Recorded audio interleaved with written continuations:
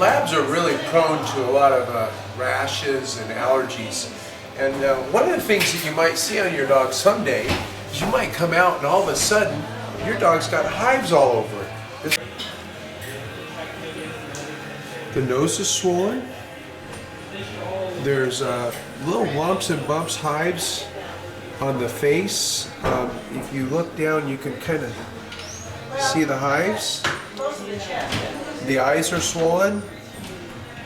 The ears are bright red and swollen. Look how thick they are. This dog has had a very intense allergic reaction to something. So what we do is we give it a cortisone shot, and we usually give it also some hydroxyzine injectable so that we can get it over its hives. So we'll show it to you in a little while. So Kim's trying to massage the hives out. That's not really part of the treatment. She's petting him because he feels better. Here's Clyde Cost after a few hours. Clyde got stung by probably a yellow jacket or a bee, or maybe even ate something that really bothered him. He had a lot of swelling on one side of his face. You can still see that lips more swollen than this side. His ears were bright red and still are pretty red, and they're very thick. They're very thick, and I showed you that before. But this ear is still pretty thick. This is one of the worst reactions I've seen from an insect bite. Let's look inside his mouth and see if I can see a sting on the side that's swollen. No, there doesn't look to be.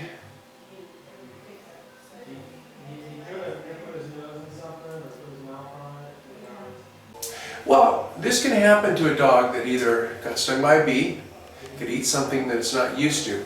If the swelling comes up slowly and just is a bit swollen, you could probably get by using an antihistamine like Claritin or Benadryl. Benadryl usually works better. So, if your dog gets stung by a bee and the swelling doesn't appear too bad, you can look on my Dog Dish Diet website and get my free home remedy download for the antihistamines that you can use.